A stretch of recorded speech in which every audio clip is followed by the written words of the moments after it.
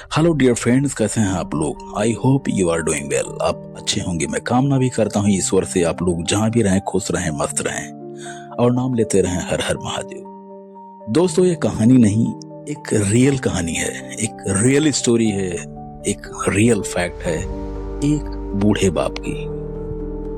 दोस्तों, रमेश चंद्र एक समय के प्रतिष्ठित स्कूल टीचर थे। उन्होंने अपनी पूरी जिंदगी अपने दो बेटों अजय और विजय को अच्छी शिक्षा और परवरिश देने में लगा दी। जब वो रिटायर हुए तो उनकी पेंशन इतनी नहीं थी कि वह अपनी दवाइयों और घर का खर्च अकेले चला सके। बेटे बड़े होकर शहर चले गए और अच्छी कंपनियों में काम करने लगे। पिता को उम्मीद थी कि वह आराम की जिंदगी जिएंगे। एक शाम दोनों बेटे गांव आए। बातें करते करते पिता की जिम्मेदारियों पर बात आई। अजय बोला, बाबूजी, अब आप हमारे साथ शहर चलेंगे। हम आपको यहीं गांव में अकेले नहीं छोड़ सकते। पिता की आंखों में खुशी के आंसू आ गए। लेकिन तभी विजय ने कहा, हाँ, लेकिन हम हर साल 6-6 महीने बाबूजी को रखेंगे। किसी एक पर सारा बोझ क्यों। रमेश चंद्र का दिल बैठ गया। उन्हें लगा जैसे कोई सामान का बंटवारा हो रहा हो, लेकिन बेटों की खुशी के लिए वह चुप रहे।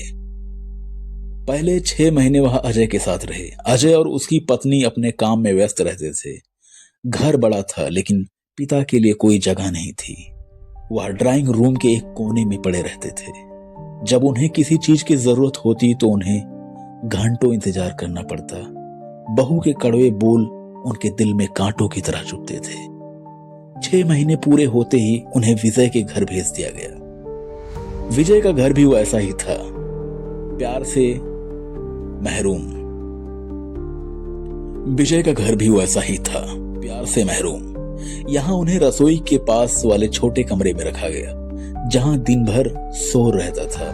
एक दिन वह बीमार पड़ गए। दर्द से कराहते हुए उन्होंने विजय को आवाज दी, पर वह फोन पर व्यस्त था। जब बहुत देर बाद विजय आया तो झुंझला कर बोला, छोटी छोटी बातों पर क्यों चिल्लाते हो। अब इतने तो बूढ़े नहीं हुए हैं। पिता की आंखों से 2 बूंद आंसू टपक पड़ी। उन्होंने सोचा, जिस बेटे को पालने के लिए मैंने अपनी जवानी कुर्बान कर दी, आज वही मेरी चीख को नाटक समझ रहा है। अगले साल दिवाली आने वाली थी। यह विजय का 6 महीना पूरा होने वाला था। पिता ने दोनों बेटों को बुलाया और कहा, इस बार मैं तुम दोनों के साथ नहीं, अपने पुराने वाले घर में दिवाली मनाऊंगा। बेटों ने उन्हें समझाने की कोशिश की, लेकिन वह नहीं माने। दिवाली से एक दिन पहले वह अकेले गांव के घर पहुंच गई। घर में धूल थी, पर एक सुकून था। दिवाली की रात उन्होंने अपने हाथों से दिए जलाए। उन्होंने उन दियों को हर उस जगह रखा जहां बैठकर वह कभी अपने बेटों को कहानियां सुनाया करते थे। रात गहरी हो चुकी थी। रमेश चंद्र को अचानक ठंड लगी और सीने में दर्द उठा। उन्होंने अपने फोन से अजय और विजय को कॉल लगाया, लेकिन दोनों त्योहार की पार्टियों में व्यस्त थे और कॉल नहीं उठा पाए। अगले दिन सुबह जब दोनों बेटे आए तो देखा कि दिए बुझ चुके थे। रमेश चंद्र अपनी पुरानी लकड़ी की पलंग पर शांति से सो रहे थे। हमेशा के लिए उनके हाथों में एक पुराना मुंडा तुंडा खत था। बेटों ने कांपते हाथों से वह खत खोला, जिसमें लिखा था, मेरे प्यारे बच्चों, मैं समझ गया हूं कि मैंने तुम्हें बांट दिया था, पर मैं तो कभी नहीं बटा। तो मैंने तुम्हें अपना सब कुछ दिया, पर तुम मुझे थोड़ी सी जगह भी नहीं दे पाए। आज मैं उस घर में जा रहा हूं जहां कोई बंटवारा नहीं होता। खुश रहो, इस घर को बेचना मत, ताकि जब तुम बूढ़े हो जाओ तो तुम्हें भी 6-6 महीना रहने की जगह न ढूंढनी पड़े।